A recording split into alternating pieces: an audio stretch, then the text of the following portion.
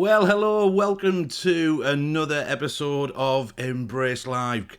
Thank you for joining us. It's great to see that we've got some people online already. Brilliant, and obviously you're very welcome as well. If you can't make it live and you're tuning in afterwards, then it's great that you're taking the time to kind of watch these episodes. So let me introduce myself. My name is Dave Dixon. I have the privilege of being part of Embrace Church in Darlington, part of the Taking Ground family, and there's a family of churches across the north of England, and I'm really pleased that I'm really excited to have our guest on tonight, Mike Beaumont, who's part of Taking Ground, and I'm really excited to catch up with him and hear about all of his experiences. Here is his story, and so on. We'll hear and so on very soon. I'm a little bit distracted there, sorry, just because I can see the comments already coming in, and the mighty Alan Fraser is already online, which is great, and he's joined us, and he's there, and he's actually just dubbed me Dave the Rave. I don't know about that. I'm a little bit too old, and I think I'm a little bit,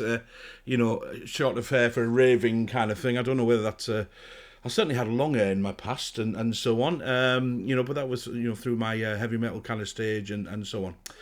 Anyway, I've lost track already where we're up to. So let me just kind of explain a little bit what Embrace Church, or should I say Embrace Live, is all about, really, because as part of Embrace Church, like many other churches, obviously we had to find new ways to be able to connect with people during lockdown and so on. So this is, actually started, would you believe, over a year ago now, the beginning of May. We, just the beginning of the month, or last month, should I say, because it is the 1st of June, we celebrate our first birthday, which is great.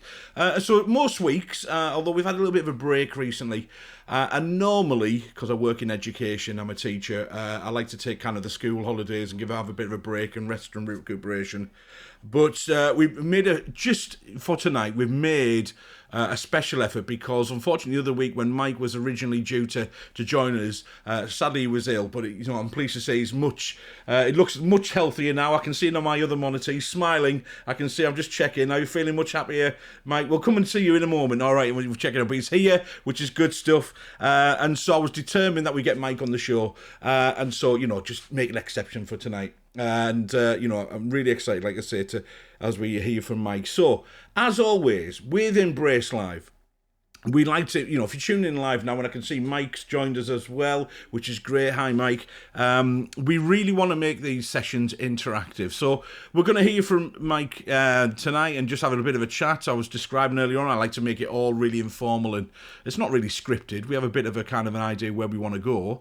But, we just, within our conversations, we want to take time to, encourage you to ask your own questions, to make your own comments, and we want you to feel a part of this, not just a kind of passive viewing experiences. We have plenty of those, and that's why we want to do this live.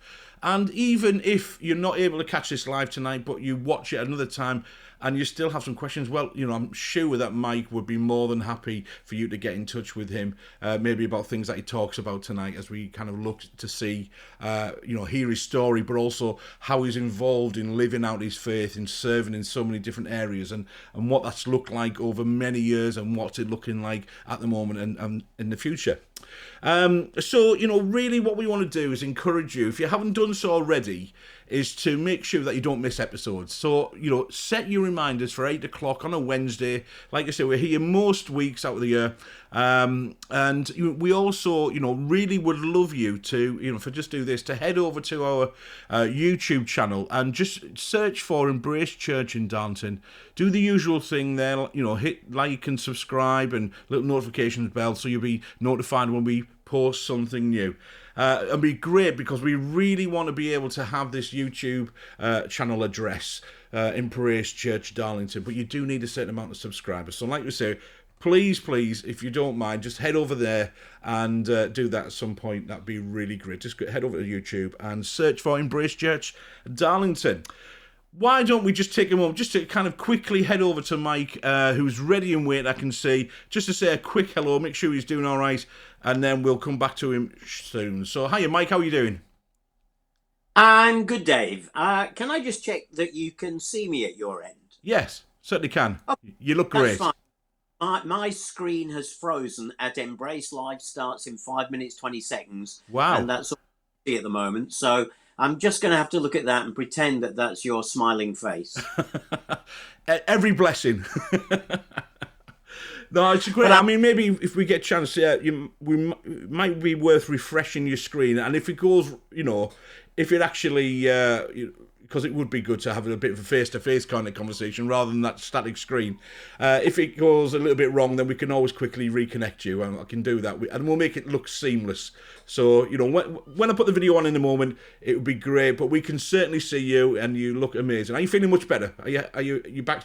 I am, thank you. I was hit with the dreaded COVID, having escaped for 2 years and thinking that Superman, the kryptonite, finally caught up with me, which was quite a shock after 2 years of avoiding it. Yeah. But it was a very mild dose. It was really like a very mild flu. I've had worse flus, to be honest. So, thank God for those vaccines. They certainly did their trick as far as my wife and I were concerned. Yeah. We got over it pretty quickly, and we're fighting fit and raring to go again. Good stuff. I'm really pleased to hear that. And like I say, I'm really pleased that you can come on the show tonight. So, Mike, what I'm going to do is I'm going to head back over to the scene which just kind of has my face on it. If you want to try and refresh your screen, see if that solves the problem, and then give it a go, and then we can see. Now, at this moment, you're muted. I'm looking at my other screen, people. That's why you can see I'm kind of glancing off to my right. So he's just at this moment in time has disconnected. And hopefully you can reconnect him. I'm going to keep an eye out for that. Otherwise, that would have been the shortest interview with Mike Beaumont ever, I think. Oh, he's actually trying to dial back in. Let's just see what's happening. All right. Okay. So I'm going to let him back in. And he's giving me a thumbs up. That's good news. That is good news. All right, so we're back. We're cooking on gas. All right, let me just take a moment then. Let's just kind of, thank you, Alan, for confirming that we can see everybody, can see your face. And let me see who else. Sue, great that you can. Sue Wrigglesworth, wonderful member of Embrace Church, Darlington. Mama Sue, as we like to call her. She's just tuning in tonight. And so, although she's not too well herself, unfortunately. So, Sue, we pray for you right now in Jesus' name that chest infection that you've got will be healed in your name, Jesus. So we pray full recovery and restoration for you. And the wonderful Paul Saxton's joined us as well, which, Paul, you can always rely on in encouragement. And his comment was obviously referring to a certain person not being able to see themselves would be an improvement. But we'll move on for that. And we'll maybe log that away for another time, Mr. Saxton. But it's good to have you with us, and thanks for tuning in tonight. So what I want to do, first of all, is I just want to, like I say, I want to highlight just here's some of the wonderful people, including Mr. Saxton, that's up there on the top right-hand corner. So these people are coming up. We've got over the next month or two. I've got these all dialed in, and got the dates already agreed and things like that. Now, what strikes me is that thanks, Paul. All right. What strikes me is that actually, it'd be great to have a few more people involved in there. Like I said, I've got dates up until August time, beginning of August, where then we'll take a break for holiday season, and then we'll be coming back after that towards, probably September time, end of August, September, but with some more guests and so on. And I'm just very conscious that even though those are good-looking fellas and actually look like the probably the world's worst boy band, that actually it's full of fellas. So really, I have got, and we have heard from wonderful women of God, but I'm conscious that, that is making a bit of a visual statement there. So I've got a list of people, and I've been jotting down wonderful women of God. I'm coming for you. I want to hear more from you, and so on. So we'll get some more dates in the diaries for these wonderful people, like we say. So, what I want to do now is let's head over to the leader's kind of intro video, and then we're going to hear, I want to bring Mike back on screen, and he hopefully should be able to see us now. I can see that he's back, which is great. We lost him again there for a minute, but I was so professional. I just carried on, and you didn't even notice, did you? Anyway, leader's intro, here we go.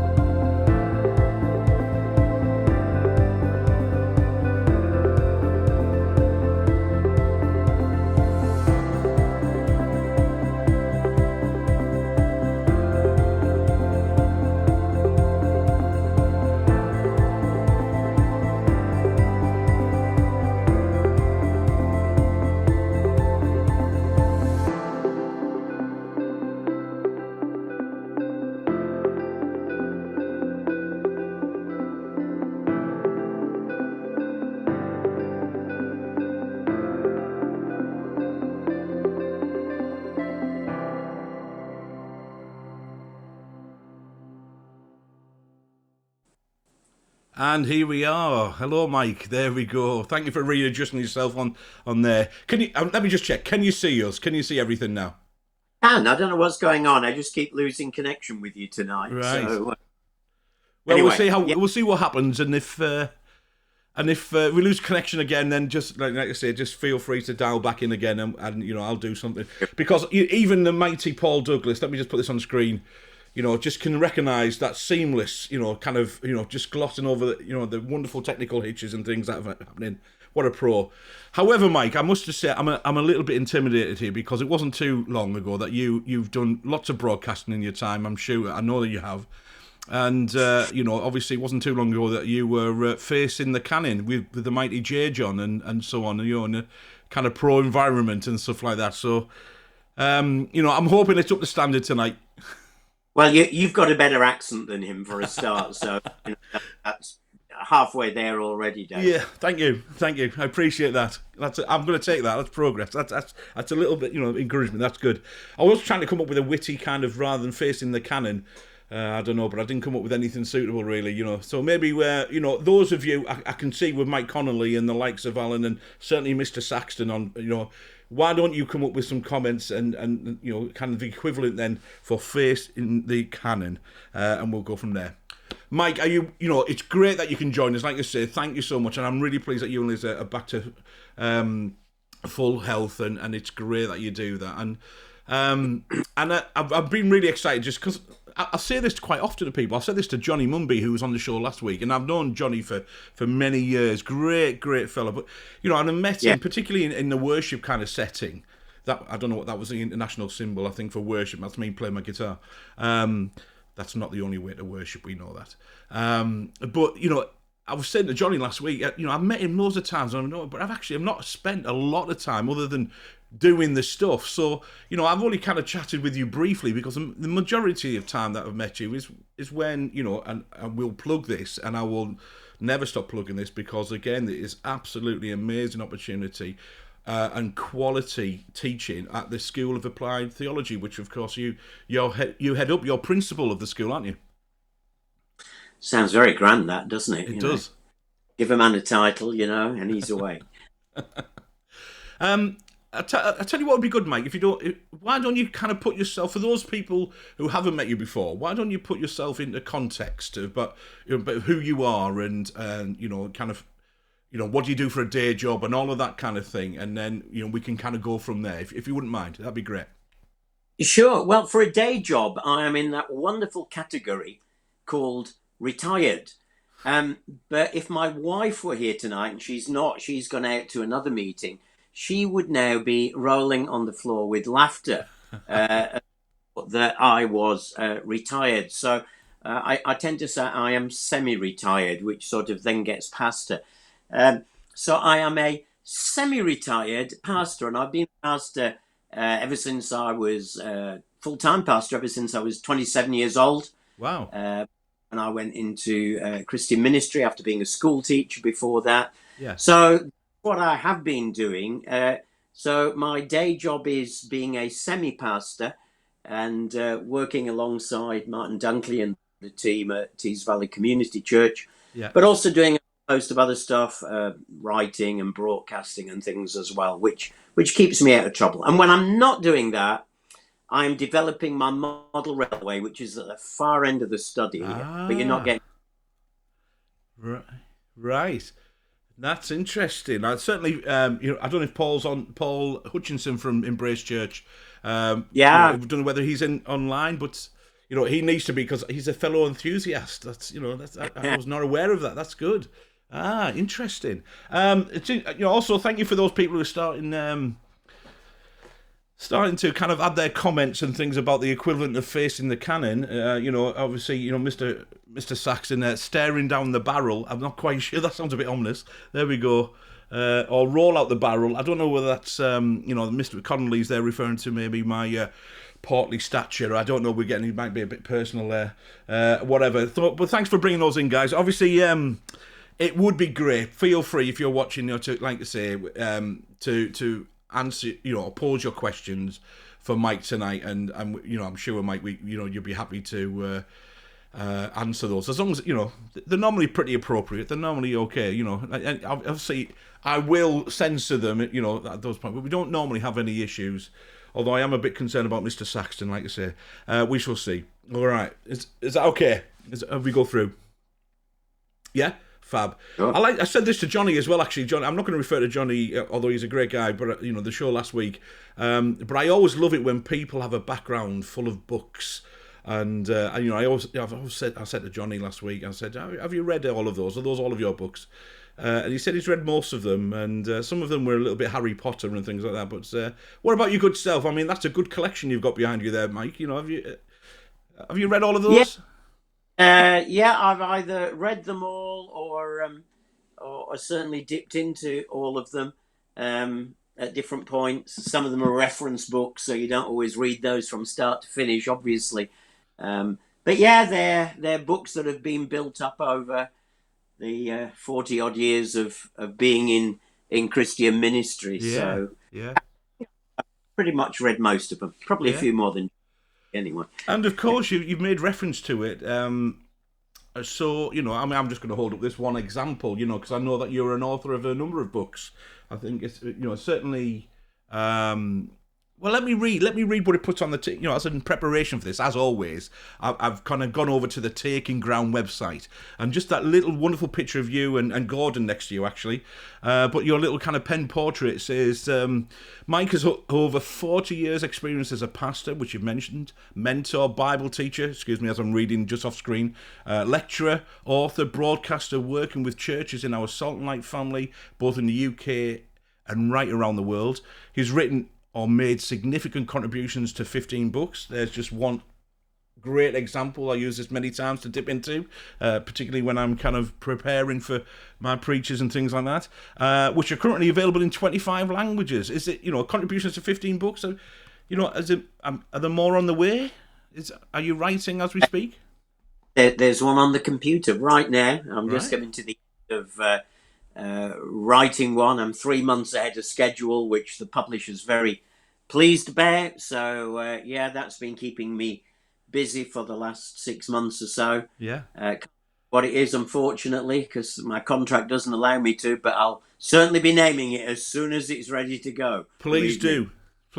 And we're more than happy, obviously, to advertise those as we, when we get the opportunity and so on. So, like I say, you've got a rich history there, Mike, and you've got, lots of, I'm sure, certainly experience, but wisdom to go alongside that. And, just speaking personally, the School of Applied Theology has been fantastic. I've just completed this.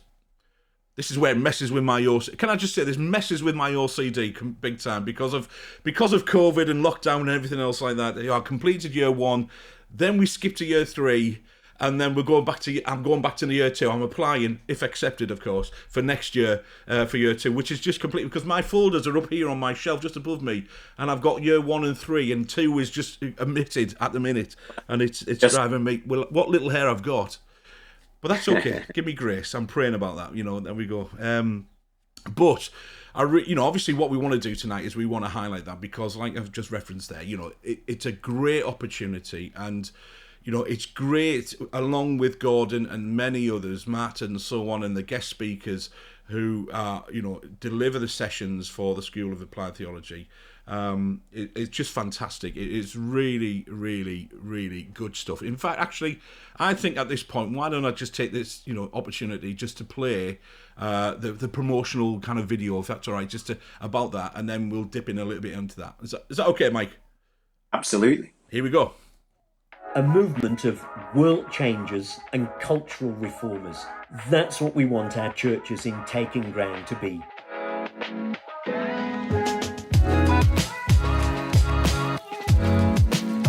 And School of Applied Theology is one of our great tools to help bring that about. It runs over 3 years, though you can take a break in those years at any time, and involves just 5 Saturdays in each year.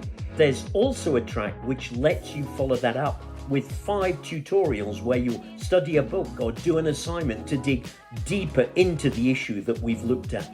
Each Saturday is very interactive, And each day ends by looking at one particular issue that our culture challenges us with today. So, for example, when we look at the story of creation in Genesis 1 to 3, we get someone in to talk to us about the issue of gender.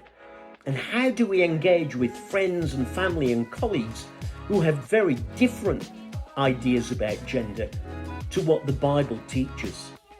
School of Applied Theology will put tools into your hands to help bring that about. But don't just take my word for it. Here's what some of this year's students have to say. I would encourage anyone to do SAT so they can understand God for themselves. As a new believer, SATs give me a great foundational understanding of the Bible to which to build your faith and your understanding of what Christianity is all about. It will help you to enhance your knowledge in terms of theology. These days just get me so excited about God. I wish there were more, I really do. Done 3 years of SAT. Every moment has been fantastic. Really excellent Bible teaching. The big picture of what the Bible's about. Fantastic. Do it. If God's prompting you to do the School of Applied Theology, can I just urge you to be faithful, because He'll get you through it. It may be hard, but you can do it. Well, if you want to know more, go to our website where you'll find further details and also costs which are kept really to a minimum. We even throw in a hot meal each Saturday included in the price. It's great value, and there are subsidies for those of you that need it. Check out the website, and there you'll also be able to apply to join us this September. Who wouldn't want to be a world changer and cultural reformer? Come and get yourself equipped. Come and join us on School of Applied Theology.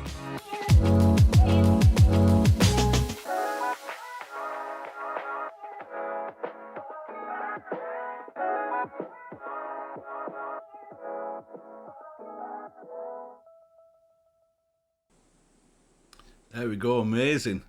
Amazing. Who is on the screen?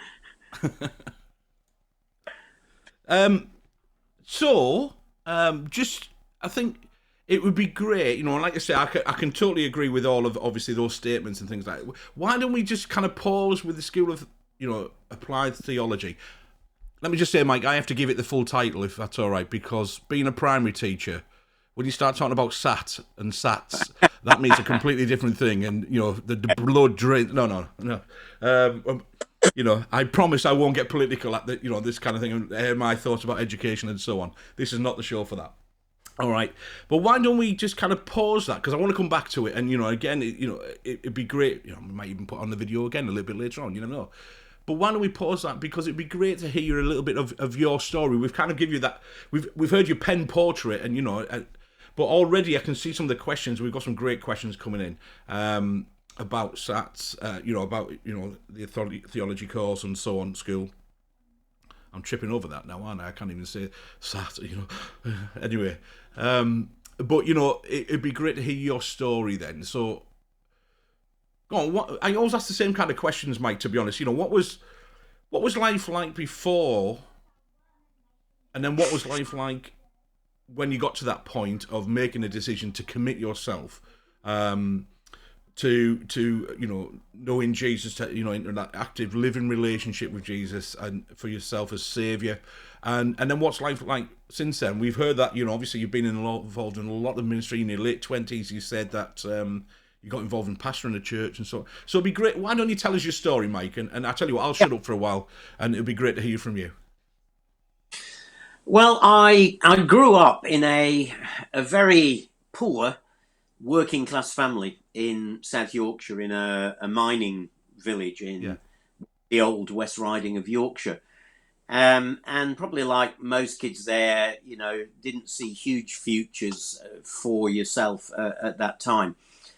My grandparents on both sides of the family were both Christians. My mum's parents were in the Salvation Army, full uniform. Granddad used to play the trombone. Yeah. Grandma tambourine.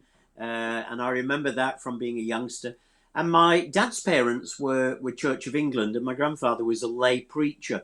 Right. But my own folks drifted away from God.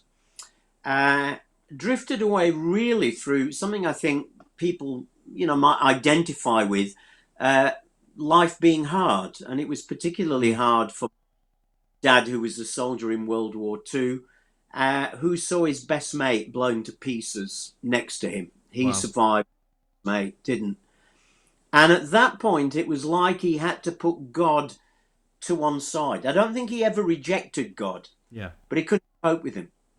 Just didn't know what to do with him, so he got put to one side. So when I was growing up, although we were poor, my parents really tried to give me the very best that they could. And one of the best things they could do in those days was send me to Sunday school, because that's what you did. They never went to church themselves, but I got sent to the local Wesleyan Reformed Sunday School, which there are in that part of Yorkshire. And so heard the stories about Jesus from being pretty young, and heard them from my grandparents. But at the age of 11, I made two decisions that were probably the worst decisions ever of my life. The age of 11, I won a place to grammar school, which was like, the big step forward for getting out of the poverty that our family had been in. So knowing that I would need to give myself to studying hard at the age of 11, I made two decisions. One was I stopped piano lessons. A friend of my dad's used to give me piano lessons, but he was an ex-sergeant major in the army, and he used to treat me like one of his troops. So I really got fed up with his lessons. And the second thing was I stopped going to Sunday school, and with hindsight, I wish I'd done either of those. So for the next 7 years, I never darkened the door of a church until I was in upper sixth at school. When one of my mates at school said to me, "Hey, how'd you fancy coming along to our youth club on Friday night?" And it was, the traditional old style youth club of, young people getting together and table tennis and going out and doing stuff together. And I said, "Oh, yeah, that sounds interesting. Where does it meet?" And he said, "Oh, it's at our church, at the Baptist church." And I said, "Oh, no, I don't think so. Thanks. I'll give that a miss." It was. And then he said the thing that turned my life around. He said, "There are lots of pretty girls there." And I said to him, "What time does it start?" And sure enough, I turned up that Friday at 7:30 to this fantastic bunch of young people. Actually, it was only a very small little Baptist church on the outskirts of Barnsley, where I grew up. But about 35, 40 young people there. And there was a real buzz to the group. And I thought, wow, this is great. And they befriended me. I mean, with hindsight and see what they were doing, they were trying to present Jesus to me. And I really, really enjoyed going along to this youth club. And it was I was just about to finish sixth form and hopefully going off to university that autumn. First boy from my village ever to go to university, by the way. Wow. So again, that tells you something about my background. Now, as those first few weeks went by, I really got into this youth club, really enjoyed it. But then the deacon, the church leader who was in charge of the youth club, they used to do a little epilogue at the end of every Friday night, and it was only 10 minutes. And I thought, oh, fine, 10 minutes of religion, I can cope with that, because there were lots of pretty girls there. So it was worth it. But he happened to say one Friday night, after I'd been going for a few weeks, in the announcements, "Now, we just need to remind you of the rules of the youth club. One is that you pay your subs every week." Well, it was only like 10 pence a week or something, so that was fine. "And the other is, we do ask that you come to church once a month." And I thought, oh, no, this is terrible. I don't want to go to church. But there were lots of pretty girls there. So I thought, oh, come on, mate, it's only an hour a week. An hour a month, you can cope with this. So I went along, and I've never stopped going. Wow. And what actually happened, Dave, over that summer was, as I was hearing sermons each week and hearing about Jesus, it's like it resonated with things that I'd heard when I was young. But there was something more. It wasn't just, nice Bible stories. I could see that for the folk around me and for these young people and the other folk in the church, this stuff was real. This Jesus was real to them. He wasn't just a historical figure. Yeah. And what I found happening as that summer went on was everything they were saying about Jesus, I found myself inside saying, yeah, I agree with that. Right. Yeah, I agree with that. Yeah. Yeah, I agree. And slowly something was happening so that by the end of the summer, just before I went off to university, up here actually, as it turns out, at Durham, there was a point that came where I thought, I'm sure I'm a Christian now. I'm sure I've made that transition. But it was, for me, it was no like blinding light moment like it is for some people. Yeah.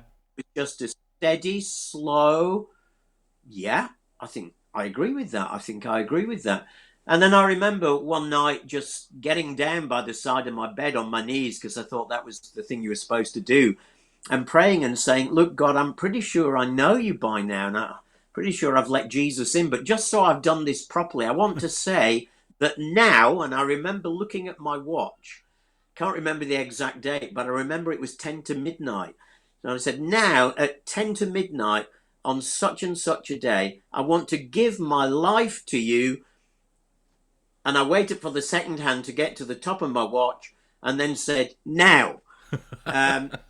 Hindsight, it seems a bit daft, but I think I just wanted God to know that I was serious about making that decision. But it came through a journey. It came through looking at the stuff, hearing the stuff, thinking this makes sense. Yeah, yeah. And it all coming together. And that was really the start of the journey for me. I went off to uni at Durham, one of the third years in my college, Van Mildert College, discovered I'd only just become a Christian and took me under his wing and mentored me. Right. And started teaching me how to read the Bible, how to pray, took me along to church. He used to go out preaching at little Baptist churches nearby, and he would say to me things like, well, do you want to come with me? And he had this really old clapped out Mini whose windscreen wipers never worked, and I always used to have to look out the bottom left-hand corner when it was raining bad to tell him which way to go.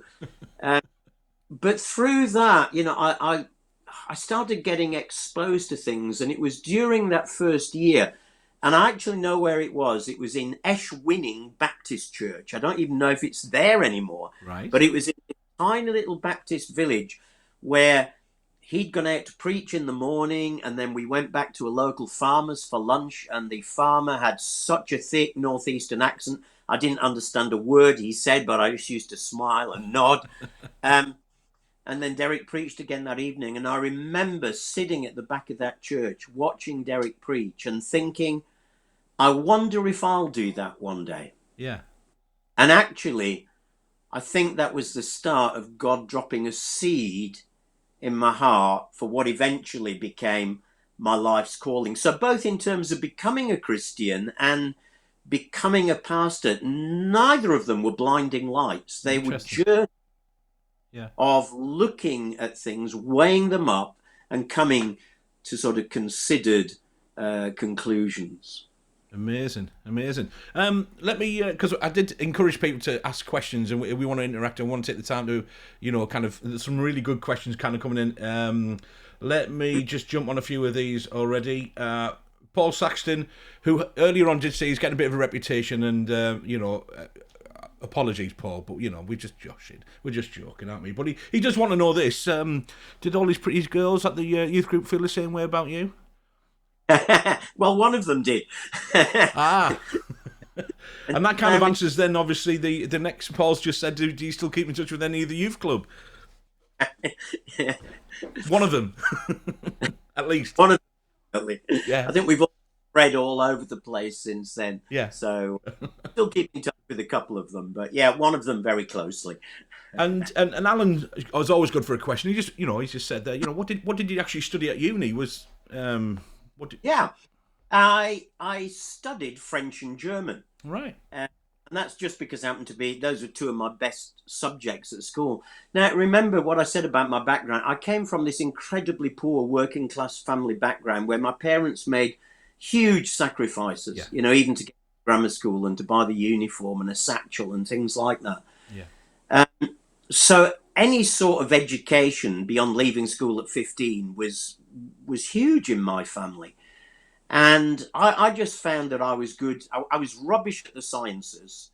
I I dropped chemistry after one term because I still could never work out why an H plus an O became an H2O, and I could never work out where the two.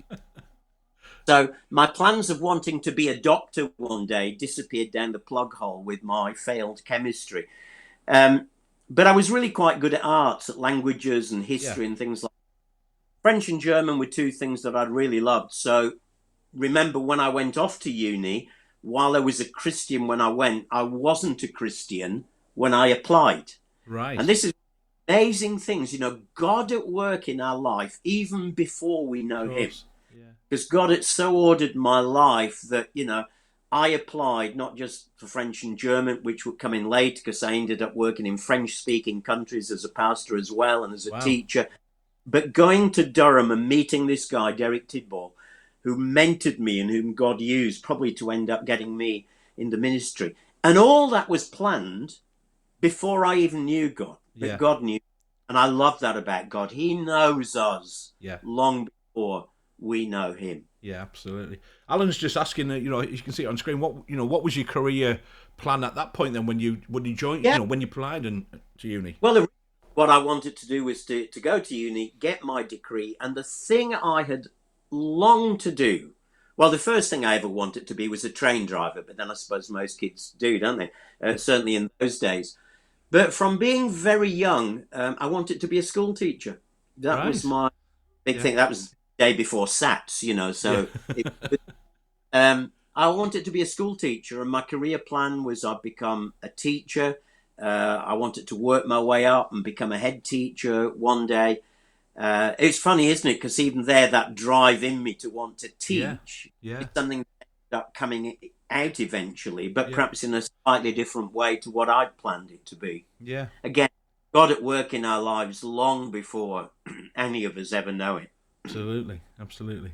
So from, obviously being inspired by amazing guy from what you're saying, Derek, who mentored you and took you along in these dangerous mini driving and and so on, and obviously all of these places, just a kind of dropping the seed in there. I wonder if I'm going to do that someday. How did you then get from finishing uni and did you say it was about 27 or so? Did you say that your late 20s when you? Bit of a gap because I did a modern languages degree. I had to spend a year abroad. Right. So I spent a year in France, in Montpellier, in the south of France. And while I was there, got involved going along to an Assembly of God church, Pentecostal church. Yeah. There happened to be, again, God's fingerprints here. There happened to be a pastor there who just loved English people. Right. And again, took me under his wing. He used to take me out when he went preaching. And towards the end of my year there, I was working as an assistant English teacher in a big French school while trying to improve my own French. Towards the end of the year, the French pastor said to me, "Why don't you stay with me? Don't go back to Durham and finish your degree. Stay here and train as a pastor with me," which was how you did it in the Assembly of God in those days. Yeah. It's like an apprenticeship on the job. And you know what? I really wrestled with that because I loved French. I loved that church. I loved that guy.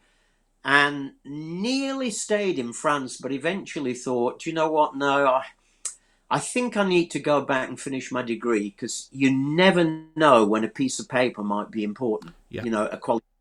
Yeah. So with tears in my eyes, I left. I went back to Durham. I finished my degree. During that final year, began to think, what should I be doing? And felt what I needed to do was now to go and train. And just as I sharpened my brain up with French and German, I felt if you're going to be a pastor, which is what I felt God calling me to, then you need to sharpen up your brain where the Bible's concerned as well. Yeah. So I applied to what is now called London School of Theology, what was then called London Bible College all those years ago, for another degree there, and was going to go straight on from Durham. But then as I got towards the end of my year at Durham, I thought, do you know what? That will mean I've done 4 years here, 3 years there, and I've not really been out and had a job because the teaching assistant's job in France was very part-time-ish, really.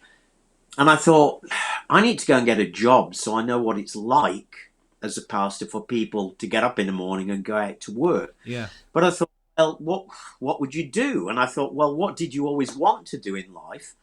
I wanted to be a school teacher. Now, I know it was still in education, but it was at the other side of the desk, you know, and the harder side.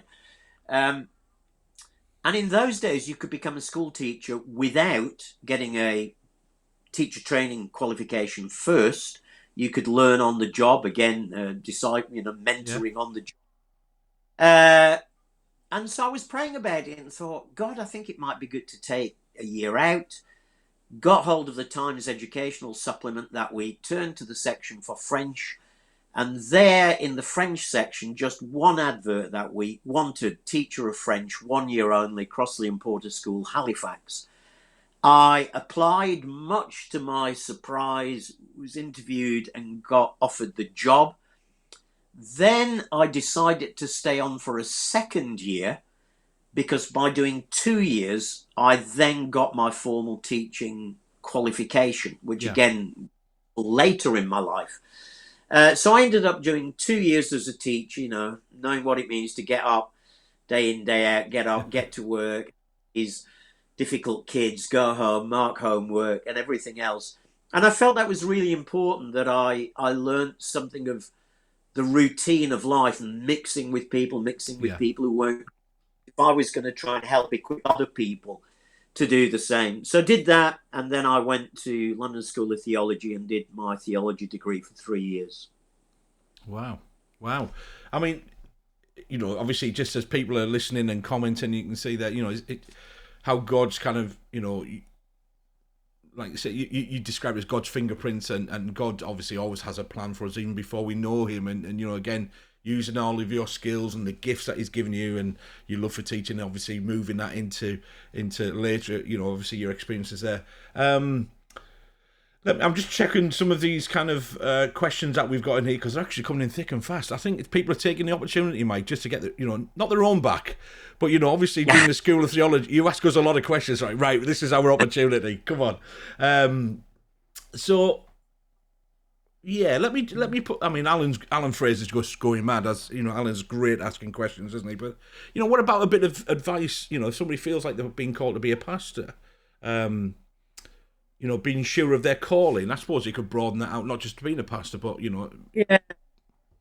Well, I think what I'd say is this: look, you're never going to be anything in the future that you're not now, whether that's a pastor or a prophet or a teacher or whatever. Yeah. In what you've got, you start with what opportunities are there now. Don't just keep waiting for this golden door to open. So if you think God's called you to be a church leader, well, who are you pastoring now? Who are you starting to care for now? Who are you visiting? Who are you calling in on? What opportunities are you taking to share things from God's word, even in your small group, not as its leader, but just as a participant? So I think it starts by you doing what you were doing now. And as you do that, it's as if then God opens up opportunities. And I think it's there that you're testing out your career and your calling, whether that's a pastor or anything else, really. Yeah. Amazing. Yeah. You just froze a little bit on screen there, so, you know, that little awkward silence there was just because I'm just kind of making sure that you'd finished on that. But that's amazing advice. I love that golden door kind of, you know, but you're never going to be anything in the future that you're not doing now. And like I said, really, really amazing, you know, helpful advice and so on. So, what about that? I mean, as always, I've got a big clock on my right hand side here, and, you know, time seems to speed up during these hours. We generally do about an hour. Yeah. And it's going so quickly already, and I know we haven't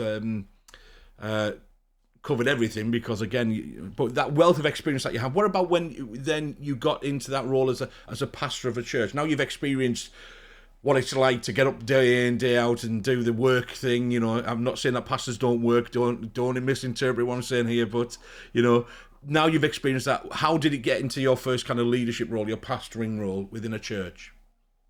Well, I think it helps you, you know, once you're in there as a pastor, it definitely helps you to not just think church and not just think religion. You know, what you really is Paul talks about the work of the ministries being to equip the saints for the work of ministry in Ephesians chapter 4. So, equipping the saints for the work of ministry is not just teaching them how to do a Bible study. Yeah. It's teaching them how to handle situations when people on your team aren't cooperating. It's teaching them how to respond when you get negative feedback about things. So it's as much about attitudes and actions. So I think one of the things that does is to equip you to try and be, very practical. And that's, one of the things that we ended up trying to do with the School of Applied Theology. The key is in applied. Yeah. I don't think there's any value just theology for its own sake. I love theology. Look at the books behind me. I love reading. I love studying. But I think at the end of all your reading, all your studying, even at the end of your Bible reading daily, if you're doing it on your own, the answer always needs to be, so what? I've read this, I've taught this, so what? How will this make in my life? How will it make a difference in someone else's life? And that's why I love the Christian faith, because it's not just about head knowledge. It's not just about acquiring theology. It's about developing a relationship with Father God that helps you to live life different and that helps you to make a difference to other people. Yeah. Amazing. Yeah, I love that. And again, people are just, if I just put some of these comments on screen just so you can see that, obviously, Jess, thanks for joining us, Jess. Don't wait for the golden door. What you're doing now, brilliant. Jess again is obviously inspired by what you're saying there. Like many of us, and again some real nuggets to kind of take away. And then Paul again has just kind of said, enjoy and embrace today and now. Like you said, what God's doing now, and I love that idea of. One of the things that happens is, as you embrace what God's giving you now, and as Jesus once said, if you're faithful in little, you'll be faithful in much. To him who's given little, if you're faithful in it, God will give you more. And as you're faithful in it and do what God's given you, it's as if God then expands things and gives you more and more to do. I mean, remember I said I was a lad from a poor working class mining village. Yeah. The first lad in the whole village ever to go to uni. But when I look now and think where I have been and what I have done in the years since that young lad, when I think of all the countries that I've visited in the world to teach and preach and work in Bible colleges and seminaries and help with leaders' conferences, and when I think of the books that I've written, and when I think that I've worked for UCB Radio and BBC Radio as well, by the way, and I think, wow, for that little lad from there, and I never set out to do any of those. I never sat down and thought, I'm going to write several books one day. I'm going to work for BBC Radio one day. Do you know what? All I did was the next thing that God gave me. Yeah. And if we will do the next thing that God gives us faithfully, then God will give us the next thing after that. Love it. And after that. And I think each time the opportunity then spreads, and little by little you begin to discover what you're especially good at and what you're not so good at and what you're better leaving to other people to do. Yeah. Love it. I mean, again, the comments are going in the comment section on my left hand side on the monitor. I'm just reviewing them. I'm just going really mad, which is great. And like I say, faith, God's, I love that. And the next thing, if you're faithful in the little, and God will, allow you to be faithful in the more, and the next step, and the next step, and again, there's so much in there. You mentioned there BBC and obviously UCB as well. In terms of the broadcasting experience, how did they come about then? Obviously. Well, do you know what? Pretty much like most things in my life, by accident, inverted commas. Yeah. And again, this thing of if you'll just keep faithfully doing what God gives you to do, God has a way of opening doors. So how did the BBC thing come about? Well, it came about because when I was a pastor in Oxford, I was a pastor in Oxford for 25 years before I moved up here 6 years ago in my semi-retirement. And while there, you get invited sometimes to write little pieces for the local newspaper, or your local BBC radio station often says, hey, do you fancy coming in and, doing a thought for the day, or doing a newspaper And I started out doing that.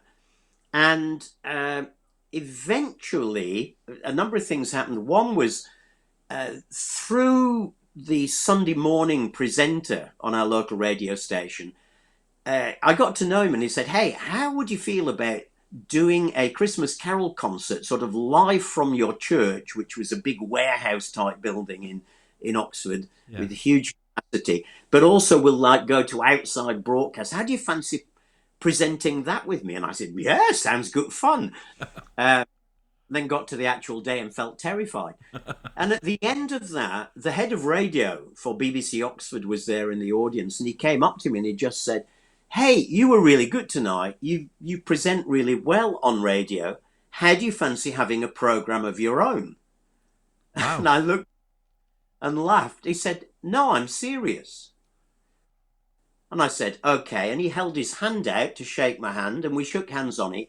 And he said, "I'll be in touch after Christmas." And I thought that would be the last I ever hear from him. Yeah.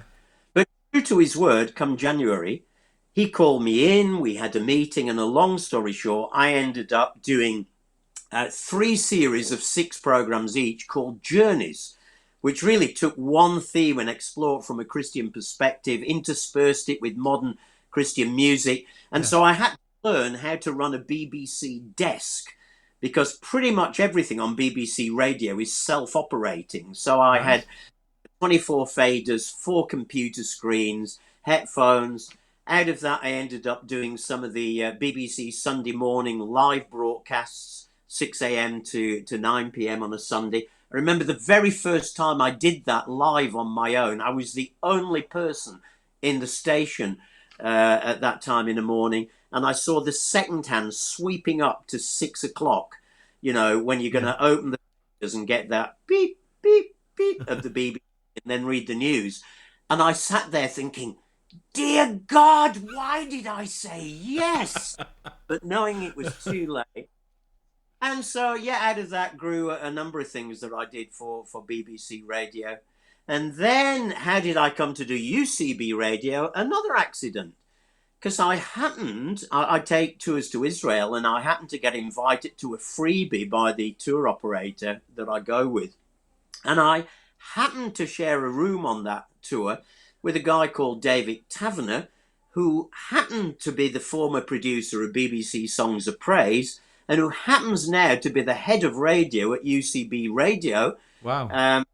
And at that time, I'd just written one of my books, this one here, I don't know if you can see, Christian Basics, by I produced, which I told him about and he loved. And again, a long story short, he said, "Hey, how do you fancy doing something for UCB Radio?" So I'm now in my 3rd year of series for them. I do a half-hour broadcast and podcast for them every week. And even today was just in conversation with David, making plans for next year. And next year, rather than doing it in the studio, we are thinking of going back to Israel and doing a program from there together. Wow.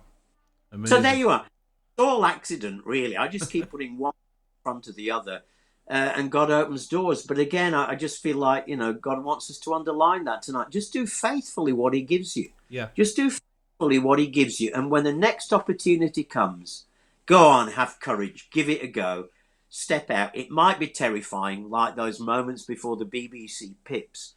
But who knows what God might open up for you if you're just faithful and do what he gives you to do. Yeah, amazing. Oh, Mike, that's so encouraging. You know, I personally am really encouraged by that. And, you know, again, you know, thank you for your wisdom and everything that you shared. I'm just conscious we've got about 5 minutes left or so, and I just want to kind of come full circle to back to the School of Theology. But, you know, again, thank you. And I know that people are just kind of really encouraged by what you're, you know, kind of sharing tonight. Let me just put a comment, you know, a good friend of ours, Stephen, and, you know, obviously just, again, the impact that you're having in terms of, you know, encouraging him. I mean, obviously he describes himself, you know, he's not being very kind to himself there, but, you know, to falling in love with learning again. I know it's amazing. Yeah. And Stephen, again, is one of those people that I want to get on the show, and we've actually got a date, you know, he's coming up as well. That's great. Steve is a great guy. You know, he came to me shortly after he'd become a Christian, and said, I want to do the School of Theology. And I said to him, well, you know, you're a young Christian, you know, I'm not sure if it's quite ready for you. You're ready for it yet. And he said to me, all right, what do I need to do to convince you to come? And I said, okay, I've written 6 booklets on basics of the Christian life. They're workbooks. I want you to work through them. He said, okay. And he worked through every single one of them, completed them, and came back to me and said, right, I've done that. Now what? And I thought, okay, you can come on the course. Love it. Love it. Absolutely. And, you know, I just put his second comment on there, which is, you know, he loves it with, you know, God open doors and just say yes and walk through it. It's amazing. And I know he's doing amazing things as part of the Eden Project and everything else.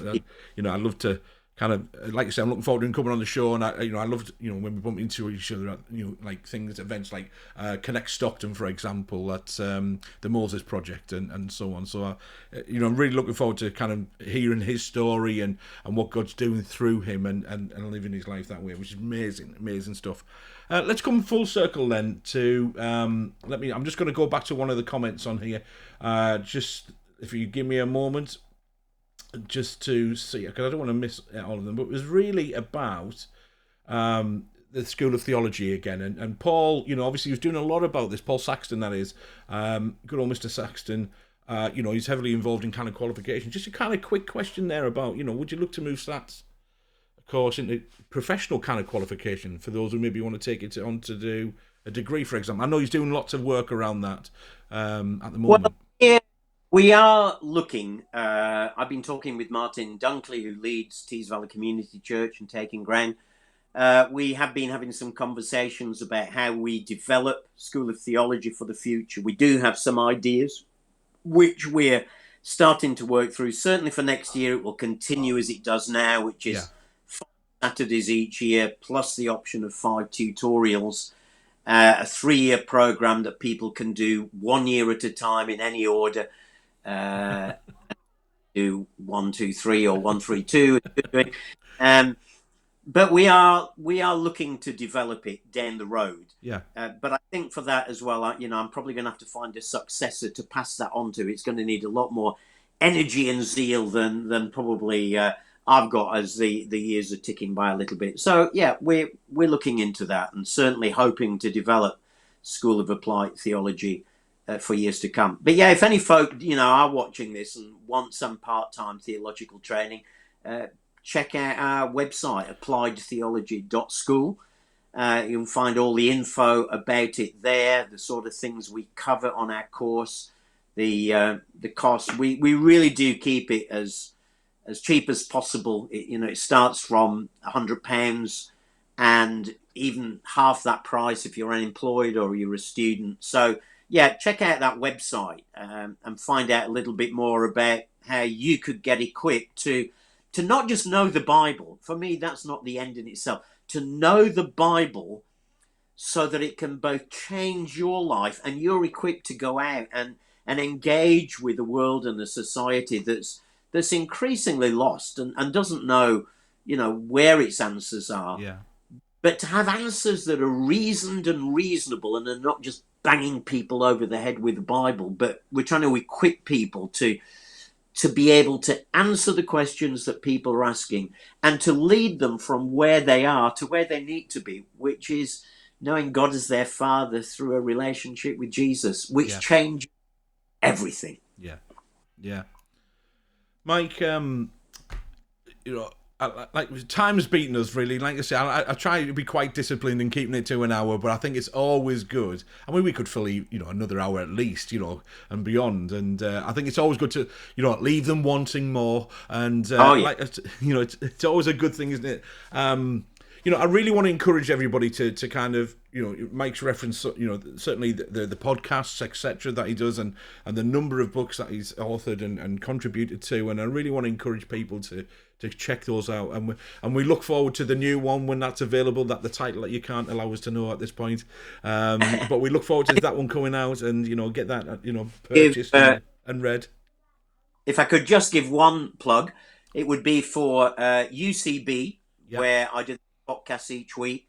You can go to the UCB player, go to their podcast section in that, and you'll find a series called Bible Biogs in 30 Minutes, which is about Bible characters, Bible books in 30 minutes. This year, Bible Surprises in 30 minutes, and next year, well, can't tell you that either because that's the secret. Yeah, check out the UCB player or any podcast provider and search for Bible books in 30 minutes or Bible Surprises in 30 minutes, and you'll find them there. Yeah. Like you said, you're such a pro. Leave them wanting more, can't you? Tell you, just give them that little bit of a hint, draw them in for next year. Absolutely. I know that. Let me see. Steve already said about the the intention for developing the SATs course further. Signing him up, obviously, he's very keen. Jess has already said this as well. Sounds fantastic, and again, really positive. Mr. Saxon saying great work. Obviously he's got. It's a big important thing in life, isn't it? We've got Mr. Saxon's seal of approval, so that's good, And so just to kind of round things off, I mean, like Mike, you said there, please, and I really love the UCB podcasts that you do and so on. So those in those 30-minute slots, very accessible. You can good chunks, and so really well worthwhile. Kind of tune in for those, and again, just to illustrate what people have really enjoyed tonight and appreciate you, Mike, and all bringing all of your wisdom in, all of your experiences. I mean, I've been scribbling, the nuggets from tonight. Those, like I say, that's I've got from, but again, there's just so much. It almost, I want to do 6 weeks just listening and just soaking in the wisdom and your thoughts and all of these kind of things. Amazing, Mike. Thank you and appreciate that. Let me just say for everybody who might be thinking, I am doing the School of Applied Theology course. I complete the days, there's no test. I'm not sucking up to teacher to make sure I pass. And all of that kind of things. I am genuinely, speaking of experiences and so on. And I really do mean it, Mike. It's great. And obviously, thank you and thank you, Gordon and Matt and all of the other people who were involved in delivering those days. That are, I mean, again, you saw in the video, the promo video, you even throw in the great food, which is brilliant, and the venue and everything. It's just, they're amazing. They're amazing days. And I love, like you say, it's applied. I love that idea of, well, so what? It's not just about filling your head, it's about living it out. And again, it's those application sessions are brilliant and so on. There's, again, I can't rave about it enough. I never got a feature on the actual video, mainly because I've got a face for radio, as they say. But there we go.